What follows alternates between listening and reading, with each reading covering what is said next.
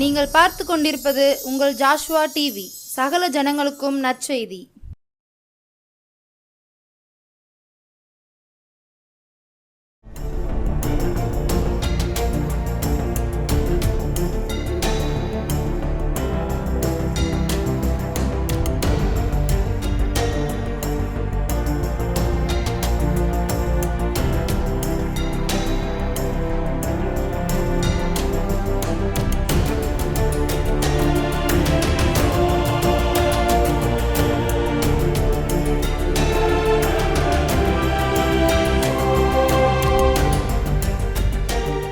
ஆண்டவராக இயேசு கிறிஸ்துவின் நாமத்தினாலே இந்த அருமையான நாளுக்காக ஆண்டவருக்கு நன்றி செலுத்துகிறேன்.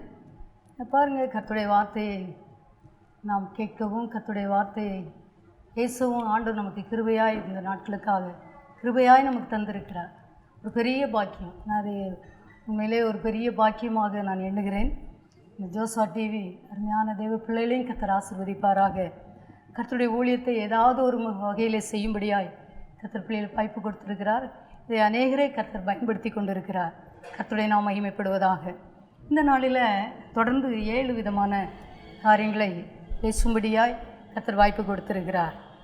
இது ஒரு பெரிய ஆசீர்வாதம். இதெல்லாம் தீர்க்க தரிசனம் உங்களுடைய வாழ்க்கையில் நிறைவேறும். கண்களை மூடி நாம் ஜெபிப்போம். பரலோக தந்தையே உமக்கு நாங்கள் நன்றி செலுத்துகிறோம். நீ நல்லவர் அப்பா, நீ பூரணர் ஐயா, நீ பரிபூரண அழகுள்ளவர், நீ பரிபூரணர் ஐயா. நீர் எங்களோடு பேசும் அப்பா. உமக்கு நன்றி அப்பா. நீர் மகா பரிசுத்த, நீர் உன்னத, நீர் உயர்ந்தவர், ராஜ்யங்களை ஆளுகிறவர், ராஜ்யங்களை ஆளுகிறவர் அப்பா. ஓ மை காட், சிங்காசனத்தில் வீற்றிருக்கிறவர். நீர் பேசும், நாங்கள் கேட்கிறோம். இயேசுவின் நாமத்தில் பிதாவே, ஆமென். இந்த நாளில் ஆண்டவர் சொல்லுகிறார், வெளிப்படுத்தல் 1ஆம் அதிகாரம் 14ஆம் வசனம் 15ஆம் வசனம். இதில் வாசிக்கும்போது பார்த்தீங்கன்னா கர்த்தருடைய வார்த்தை சொல்கிறது. முதலாவது யோவானுக்கு கர்த்தர் வெளிப்படுத்துகிறார். 10ஆம் வசனத்தில், கர்த்தருடைய நாளில் ஆவிக்குள்ளானேன், அப்பொழுது எனக்கு பின்னாலே எக்கால சத்தம் போன்ற பெரிதான ஒரு சத்தத்தை கேட்டேன். இதில் யோவான் அப்படி பார்க்கிறார். எப்படின்னா, கர்த்தருடைய நாளில் ஆவிக்குள்ளாய் கர்த்தர் அவரை மாற்றுகிறார். மாற்றி ஆண்டவர் பேசுகிறார், தேவாதி தேவன் பேசுகிறார். பார்த்தீங்கன்னா இதில் என்ன சொல்கிறாருன்னா, அது நான், ஆண்டவர் சொல்கிறார், நான் 11ஆம் வசனம், நான் அல்பாவும் ஒமேகாவும் முந்தினவரும் பிந்தினவருமாய் இருக்கிறேன். நீ காண்கிறதை ஒரு புஸ்தகத்தில் எழுதி ஆசியாவில் இருக்கிற எபேசு, சிமிர்னா, பெர்கமு, தியேத்ரா, சர்தை, பிலதெல்பியா, லவோதிக்கேயா என்னும் பட்டணங்களிலோ 7 சபைகளுக்கு அனுப்பு என்று விளம்பினது. பாருங்கள், கடந்த வாரத்தில் நாம் பார்த்தோம், 7 விதமான சத்துருவை துரத்துவேன் என்று கர்த்தர் பேசினார்.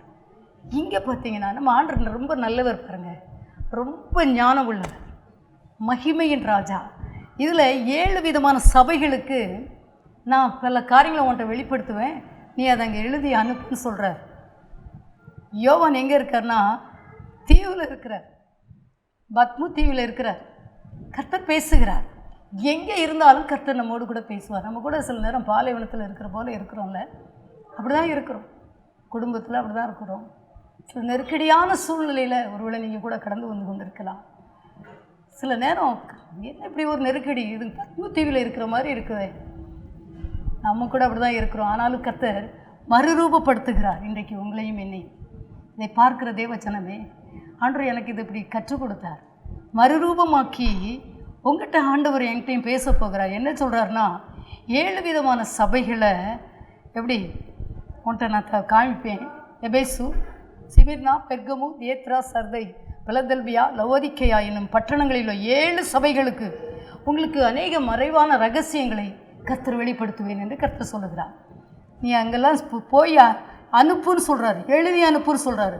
அப்படிப்பட்ட பிரபலமான ஊழியத்தை உங்களுடைய கரத்தில் தரப்போகிறார்.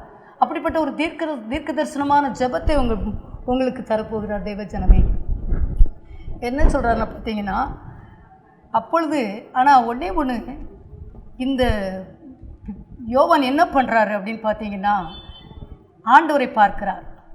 12ஆம் வசனம், இது ஆண்டவர் பேசிட்டு வர்றார், உங்கள் கூட என்கிட்ட பேசிட்டு வர்றார். இப்படி விசுவாசிங்க, ஆண்டவர் மனிதனோடு பேசுகிறவர் தானே. அப்பொழுது என்னுடனே பேசின சத்தத்தை பார்க்க திரும்பினேன். சத்தத்தை பார்த்தோன்னே திரும்பி பார்க்குறார். திரும்பின போது ஒரு பெரிய ஆச்சரியம் காத்திருந்தது. 7 பொன் குத்துவிளக்குகளையும் அந்த 7 குத்துவிளக்குகள் மத்தியிலே நிலையங்கி தரித்து மார்பருகே பொற்கச்சை கட்டியிருந்த குமாரனுக்கொப்பானவரை கண்டேன். தேவாதி தேவனை பார்க்கிறார் யோவான். பத்மு தீவிலே மறுரூபப்படுத்தி அன்று காமிக்கிறார். ஆண்டவராகிய தேவன் வருகிறார். 7 பொன் குத்துவிளக்குகள் மத்தியிலே நிலையங்கி தரித்து மார்பருகே பொற்கச்சை கட்டியிருந்த மனுஷகுமாரனுக்கொப்பானவரையும் கண்டேன். அவருடைய சிரசும் மயிரும் வெண்பஞ்சை போலும் உறைந்த மலை போலும் வெண்மையாக இருந்தது. அவருடைய கண்கள் அக்கினி ஜுவாலையாக இருந்தது. அவரை பார்க்க முடியவில்லை. ஆண்டவராகிய தேவனை பார்க்க முடியவில்லை. 16ஆம் வசனம் சொல்கிறது, தமது வலதுகரத்திலே 7 நட்சத்திரங்களை ஏந்தி கொண்டிருந்தார். அவர் வாயிலிருந்து இருபுறமும் கருக்குள்ள பட்டயம் புறப்பட்டது. அவருடைய முகம் வல்லமையாய் பிரகாசிக்கிற சூரியனை போல இருந்தது. எனக்கு அன்பான தேவ ஜனமே, நம்ம ஆண்டவர் சர்வ வல்லமை உள்ளவர். நம்ம கூட இருக்கிற பரிசுத்த ஆவியானவர், நமக்காக ஜீவனை கொடுத்த இயேசுப்பா, பிதாவாகிய தேவன் சர்வ வல்லமை உள்ளவராய் காட்சி அளிக்கிறார். இங்கே 7 பொன் குத்துவிளக்குகள் மத்தியில் உலாவுகிறார், வருகிறார். பார்த்த உடனே இந்த யோவான் பார்த்தது என்ன, யோவான் செய்தது என்ன என்று பார்ப்போமானால் 17ஆம் வசனம் சொல்கிறது, நான் அவரை கண்டபோது செத்தவனைப் போல அவருடைய பாதத்தில் விழுந்தேன். அப்பொழுது அவர் தம்முடைய வலதுகரத்தை என் மேல் வைத்து என்னை நோக்கி, பயப்படாதே, நான் முந்தினவரும் பிந்தினவரும் உயிருள்ளவருமாய் இருக்கிறேன்.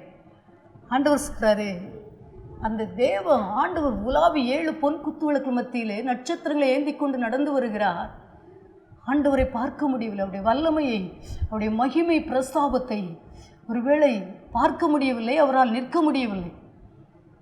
நம்ம கூட பாருங்கள், ஆவியான ஒரு பலமாக நம்மளை நிரப்பும் போது நம்மளால் நிற்க முடியாது. நம்ம விழுந்து விடுவோம், விழுந்து விடுவோம், குதிப்போம், நம்ம என்ன செய்கிறோம்னு நமக்கு தெரியாது. அப்படி ஆவியாக நம்மை நிரப்புவார். இந்த பிரசன்னத்தை, ஆண்டவராகிய தேவன் வருவதை இந்த யோவானால் பார்க்க முடியவில்லை. என்ன செய்கிறார் தெரியுமா?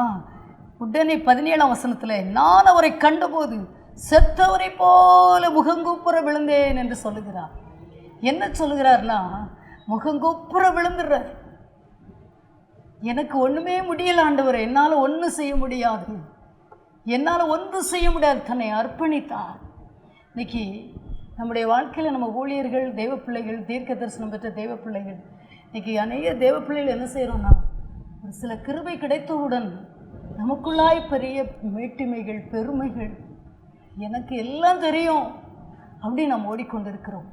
அதனாலே அநேக ரகசியங்களை கர்த்தரிடத்திலிருந்து பெற்றுக்கொள்ள முடியாமல் போய்விடுகிறது. தேவஜனமே, எனக்கு எல்லாம் தெரியும், எனக்கு ஒரு சிலர், எனக்கு பிரசங்கமே எனக்கு கேட்கவே பிடிக்காது, மற்றவர்கள் பேசுகிற கர்த்தருடைய வார்த்தை பிடிக்காது, ஏற்றுக்கொள்ள முடிவதில்லை. ஆனால் ஆண்டவர் இந்த யோவான் பாருங்க, தேவனை பார்த்தவுடன், ஐயா என்னால் ஒன்று முடியாது, எப்படி சொல்கிறார் பாருங்க, செத்தவனை போல ஒன்று இல்லைனா அப்படி தாழ விழுகிறார். விழுந்தவுடன் ஆண்டவர் என்ன செய்கிறார் பாருங்க, அவருடைய பாதத்தில் விழுந்தேன். தேவனுடைய பாதத்தில் என்ன, உம்மாலன்றி என்னாலாகும் என்று சொல்ல ஒன்றுமில்லை. ஐயா, உம்மாலன்றி எனக்கு ஒன்றும் செய்ய முடியாதுன்னு சொல்லி சாஷ்டாங்கமாய் பத்மு தீவிலே விழுந்து விடுகிறார். விழுந்தவுடன் ஆண்டவர் என்ன செய்கிறார் பாருங்க, தேவாதி தேவன்.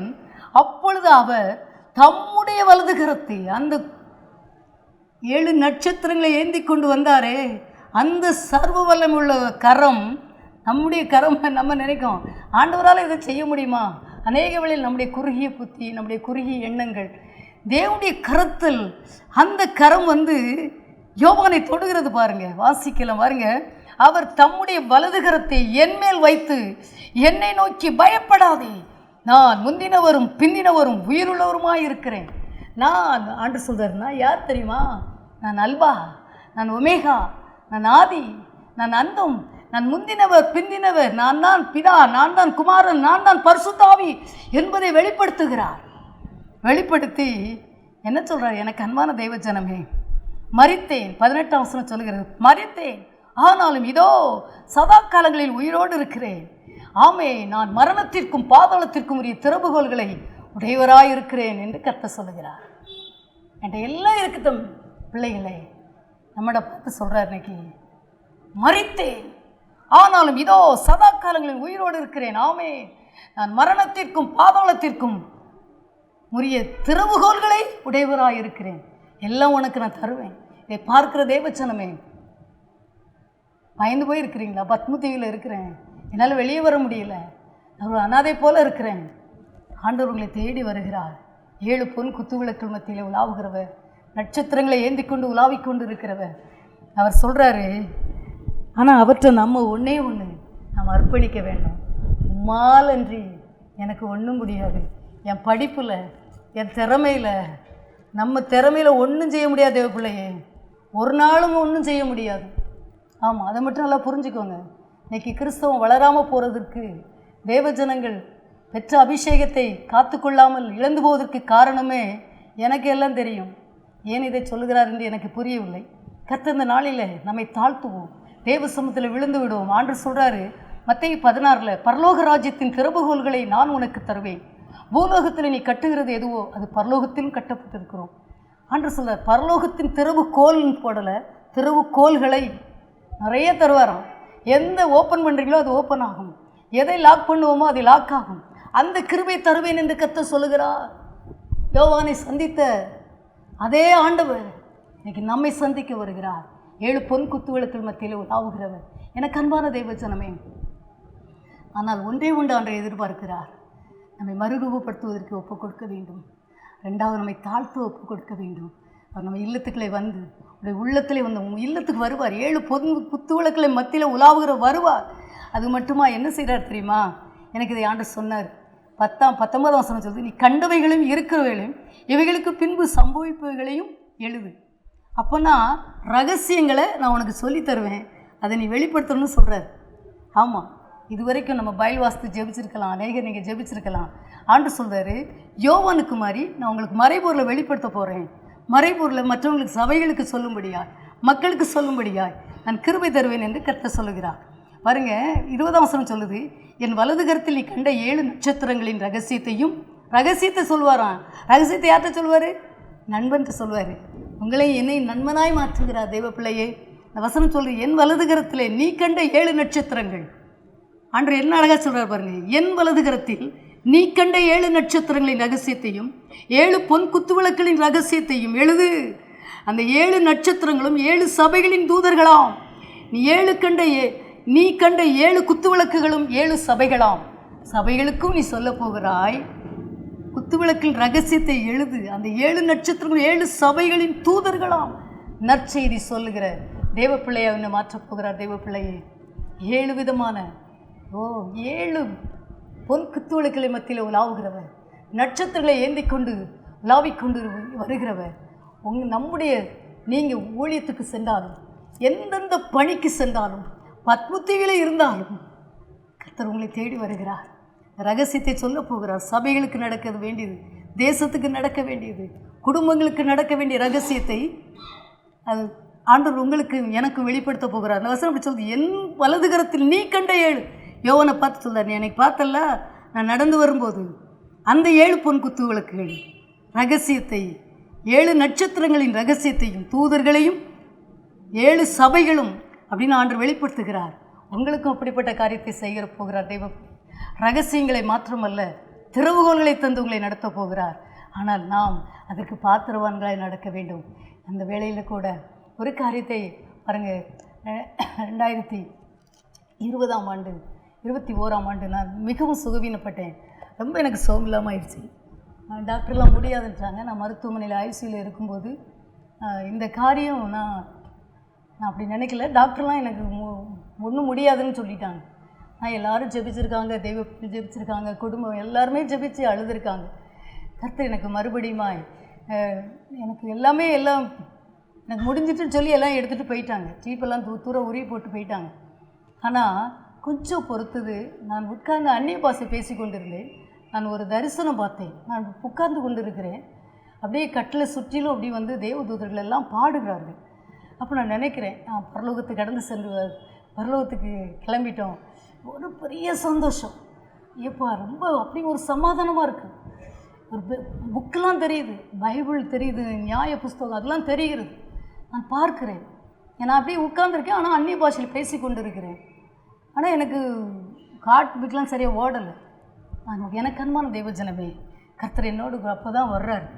அந்த அப்படி சுற்றி பாடும்போது ஒரு தேவதூதன் மட்டும் ஷட்டுன்னு பறந்த மாதிரி இருந்தது. எல்லோரும் போயிட்டாங்க. ஐயோ அப்படின்னு நினைக்கிறேன், என்ன போயிட்டாங்களே அப்படின்னு நான் நினைக்கிறேன். ஆண்டவராகிய இயேசு கிறிஸ்து வெளிப்பட்டார். அப்படி வந்தார். பார்த்திங்களா, அப்படி சாயலாக நின்று அப்படி பேசினார். மரித்தே ஆனாலும் இதோ சதா காலங்களில் உயிரோடு இருக்குன்னு சொன்னார். அவ்வளோ சொன்னது தான். உடனே ஆண்டவர் என்னோடு கூட பேச ஆரம்பித்தார். மகளே, அந்த போர்டை பார்க்காதே, நீ என்னுடைய வல்லமையை மாத்திரம் தியானி என்று சொன்னார். நான் அப்படி சொன்னவுடன் நான் அதை மறந்தவளாய் நின்று விட்டேன். அதை மறந்தவளாய் நான் நின்று விட்டேன். எனக்கு அன்பான தேவச்சனமே, கர்த்தர் எனக்கு சுகம் கொடுத்தார். எனக்கு ஒரு பெரிய விடுதலை கொடுத்தார். விடுதலை கொடுத்து ஆசீர்வதித்தார். இந்த நாட்களில் மறுபடி கர்த்தருடைய பார்த்திங்கன்னா அந்த வார்த்தை அப்படியே அதிர்ச்சி, அப்படி காயப்பட்ட அப்படியே சரீரமாய் முதுகெல்லாம் அடிக்கப்பட்ட முதுகாய் மரித்தே ஆனாலும் இதோ சதாக்காலம் உயிரோடு இருக்கிறேன் சொன்ன மாத்திரத்தில் எல்லா உள் பாகங்கள் எல்லாம் செயல்பட ஆரம்பித்து விட்டது. கொஞ்சம் பொத்து நர்ஸ் பிள்ளைங்களாம் வந்தாங்க. பாட்டி என்ன நடந்துச்சு, என்ன பாட்டிமா என்ன நடந்துச்சுன்னு கேட்டாங்க. நான் ஏசுப்பா வந்தாங்கன்னு சொன்னேன். ஆச்சரியப்பட்டார்கள். கர்த்தருடைய நாமம் மகிமைப்பட்டது. இன்றைக்கும் இந்த ஊழியத்தை செய்யும்படியா கருவை தந்திருக்கிறார். ஒன்றே தேவ பிள்ளையே, ஆண்டவர் சொல்லுகிறார், ஒவ்வொரு ஊழியத்தை செய்யும்போது, ஒவ்வொரு குடும்பத்தில் உங்கள் காரியங்களை நடப்பிக்கும் போதும், ஒவ்வொரு உங்கள் பிள்ளைகளுக்கு எந்தெந்த காரியத்தை நீங்கள் நடத்தினாலும் அவருக்கு ஆண்டவர் ஒரு காரியத்தை சொல்லுகிறார். உங்கள்கிட்ட ஆண்டவர் ரகசியத்தை வெளிப்படுத்த வேண்டுமானா, உங்கள் மூலம் தேவனுடைய நாமம் மகிமைப்பட வேண்டுமானா, உண்மையல்லாமல் எனக்கு ஒன்று செய்ய முடியாது ஆண்டவர். என்னை முழுவதுமாய் நான் அர்ப்பணிக்கிறேன். என் ஜெபத்தினால நடந்தது நோ, என் தியாகத்தினால் நடந்தது இல்லை, என் ஈகையினால் நான் இப்படி கிருபை பெற்றேன் இல்லவே இல்லை, ஒன்றுமே கிடையாது. அதை மட்டும் புரிந்து கொள்ளுங்கள். நம்மை தாழ்த்துவோம், தேவசமத்தில் விழுவோம். தாழ விழுகிறார் யோவா. பரலோகத்தை பார்க்கிறார், பிதாவை பார்க்கிறார், இயேசுவை பார்க்கிறார், பரிசுத்த ஆவியானவரை பார்க்கிறார். மரித்தே, அந்த வல்லமையுள்ள வார்த்தை இன்றும் எனக்கு மறக்கவில்லை. தேவ பிள்ளை, தேவச்சனமே, உங்களுக்கு ரகசியத்தெல்லாம் வெளிப்படுத்த போகிறார். கர்த்தரை ஆராதிப்பீர்கள். சிங்காசனத்தில் வீற்றிருக்கும் பரிசுத்தர பரிசுத்தர, சிங்காசனத்தில் வீற்றிருக்கும் பரிசுத்தர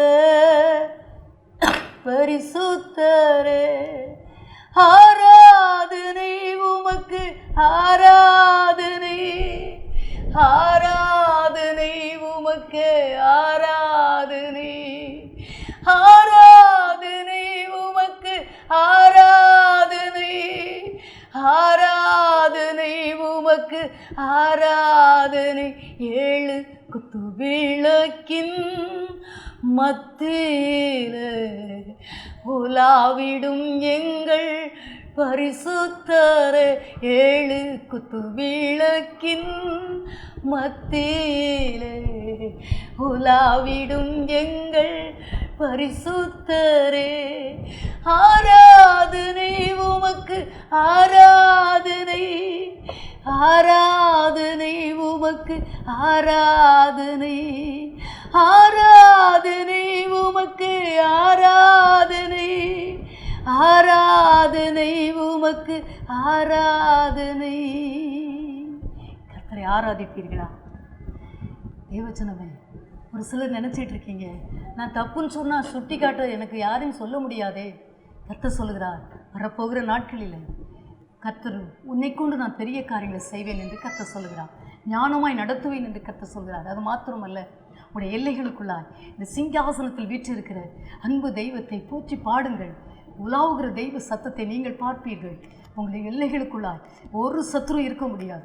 7 சத்துருக்களை துரத்தினேனே, கடந்த வாரத்தில் பேசினேனே, அதே மாதிரி இந்த நாட்களில் கர்த்தர் சொல்வது 7 பொன் குத்துகளுக்கு மத்தியில் உலாவுகிறவர் உங்களுடைய இல்லத்தில் உலாவி, உங்களுடைய தொழில்களில் உலாவி, உங்களுடைய ஊழியங்களில் நடந்து உங்களை பல காரியங்களை அவர் வந்தால் என்ன நடக்கும் யோசித்து பாருங்கள். மரித்தவர்கள் எழும்பியிருப்பார்கள். தேவ பிள்ளையை மைக்கனவா ஒரு இயற்கைக்கு அப்பாற்பட்ட காரியத்தை கர்த்தருடைய வாழ்க்கையில செய்ய போகிறார். Thank you holy spirit. நன்றி ஆண்டவரே. ஒரு இயற்கைக்கு அப்பாற்பட்ட உங்களுடைய குடும்பத்துல, எல்லா திருச்சபையில, நம்முடைய தேசத்துல, நம்முடைய எல்லா ஊழியங்களிலே, எல்லா ஸ்தாபனங்களிலே ஒரு இயற்கைக்கு அப்பாற்பட்ட 7 பொன் குத்துவிளக்கு கிளமத்தில் உலாவுகிற நட்சத்திரங்களை ஏந்தி கொண்டிருக்கிற சர்வ வல்லமையுள்ள தேவன் கர்த்தர் என்பதை நிரூபிக்க போகிறேன். எல்லாரையும் ஆசீர்வதியும். இந்த வல்லமை உங்கள் வல்லமையை பார்த்தவுடன் யோவான் விழுந்தது போல என் ஜனங்கள் தன்னை அர்ப்பணிப்பார்களாக, தாழ்த்துவார்களாக, உயர்த்தப்படுவார்களாக. ஆசீர்வதி. இயேசுவின் நாமத்தில் ஜெபிக்கிறேன் நல்ல பிதாவே. ஆமென்.